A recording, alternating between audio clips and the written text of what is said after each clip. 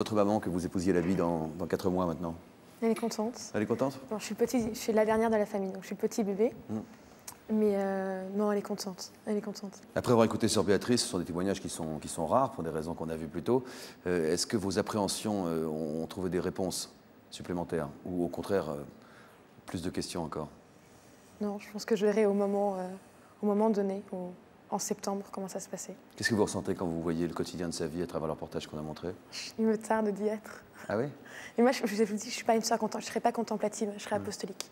Donc nous, on ne se lève pas à 4h, mais à 6h30. Bon. C'est comme sœur Marie-David. Donc c'est différent et on est l'apostolat auprès des jeunes, auprès des malades, auprès des pauvres. C'est une mission de contact alors. Voilà. Combien d'heures de prière par jour en tout? Toute notre vie est une prière en fait. Toute parce que même de silence, je voulais dire plutôt. En fait, ça dépend. Quand on aura fini une formation, quand j'aurai fini la formation, on a le silence qu'on veut. En fait, déjà, on a une heure d'adoration, donc là, c'est le silence. C'est un dialogue d'amour, un cœur à cœur avec Dieu. Après, il y a quand même on demande un certain silence. Par exemple, les repas sont pris en silence. C'est comme chez vous, il y a une lecture, etc. Quel conseil vous pourriez donner à cette jeune femme, ou peut-être des questions à lui poser, cette jeune femme qui s'apprête à vivre une vie de monastère? Madame? Non, je lui ai demandé si elle était toujours d'accord. Elle me dit oui, bon. Ouais. Moi, ça me fait peur, franchement, surtout jeune comme ça. Ma fille, la première fois qu'elle m'en a parlé, elle avait 21 ans. Et je lui ai dit, réfléchis avant.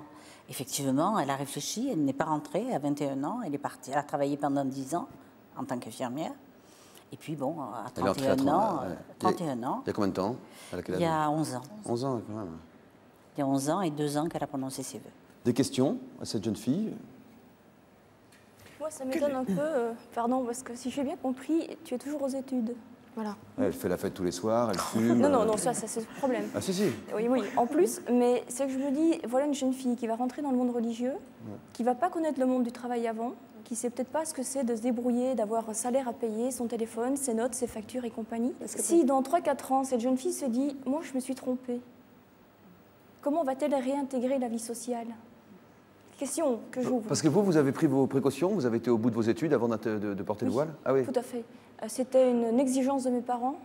Notre père nous a toujours dit à tous, le jour où vous avez un diplôme en poche, vous faites ce que vous voulez. Ouais, pourtant... Mais il faut d'abord un diplôme en poche. D'accord.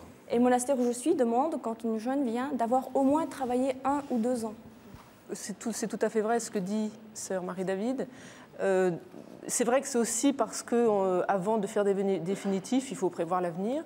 Mais même indépendamment de ça, je pense qu'il y a une satisfaction personnelle et ça fait partie de la maturité d'une personne adulte qui est de s'assumer.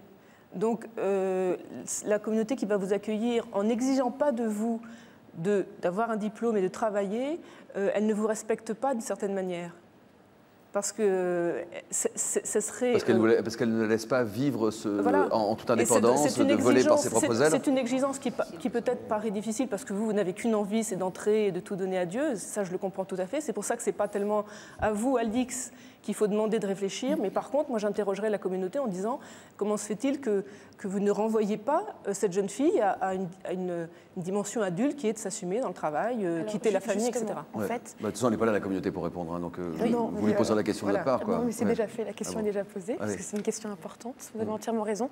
En fait, j'ai eu mon bac, je suis partie 1 an au Sénégal pour faire l'humanitaire. Et en rentrant, je dis, c'est clair, je rentre en septembre chez les sœurs. Et tout d'un coup, je me suis rendue pas du tout prête. On en a discuté avec les sœurs. Et en effet, j'étais pas du tout prête. Après le bac, j'avais 20 ans, rentrer chez les sœurs. Parce que maintenant, vous en avez 21. Ouais, maintenant, je suis vieille, je connais le monde. Non, c'est pas ça non plus. Mais c'est que là, j'ai pris 1 an pour poser mes valises, pour me prendre en charge, parce que chose que j'avais pas faite complément. Parce que j'étais en pension en plus, donc dans un petit cocon, etc. Et d'un point de vue général, en ce moment, par exemple, vous êtes imposé un style de vie pour vous préparer à entrer dans la communauté ou vous vivez vraiment comme une jeune fille de... Je vis normalement, parce que justement, c'est ce que je voulais faire. C'est parce que j'étais 5 ans dans une pension, après je suis partie au Sénégal et je voulais vivre une vie normale, d'étudiante normale, tout ce qui est le plus normal. Donc un boulot, des études, voilà. du shopping, des sorties. Voilà. Vous fumez? Évidemment. Oui. Vous aurez le droit de fumer Voilà, plus fort que le patch, le monastère, alors. Chacun sa croix, mais moi, ça sera ça. Chacun sa croix. Oui, donc vous allez arrêter de fumer. Voilà. Oui. Arrêter de sortir. Voilà. Arrêtez de faire du shopping. Vous faites encore du shopping? À quoi ça sert? Tous ces vêtements ne serviront plus à rien. Ah ben non, je vais donner aux pauvres ou à mes sœurs ou à mes amis. Vous voyez. D'accord.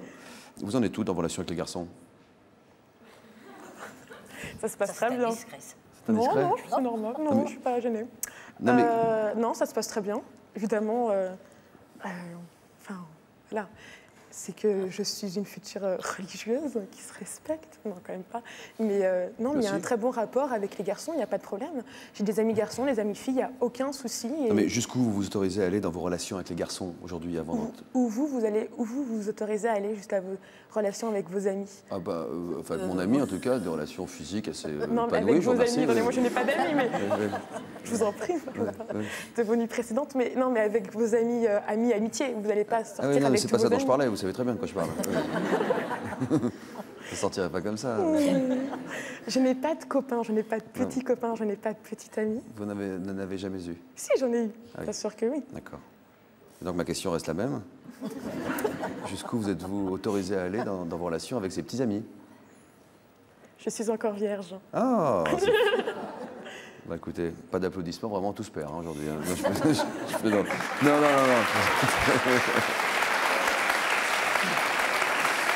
De ce que vous en avez vu de ces relations avec les hommes, Alix, est-ce suffisant pour vous dire que ce ne sera plus jamais avec un homme? Sœur Emmanuelle disait qu'elle préférait rentrer chez les sœurs puisque l'amour d'un homme ne suffit pas. Et sortir avec un garçon, quand je sortais avec un garçon, j'avais un garçon à côté de moi, ça se passait hyper bien, etc. Mais même là, je ne me sentais pas à ma place, il y avait quelque chose de non fait, de pas accompli, de pas fini. Et quand je suis chez les sœurs, je me dis, c'est ça, c'est pas la peine de chercher midi à 14h, c'est là où Dieu m'attend. Et allons-y, faisons cette folie si Dieu est avec moi et si je m'accroche à Dieu et si Dieu s'accroche à moi, peut-être qu'on Mais fera est-ce que vous quelque êtes chose. autorisé à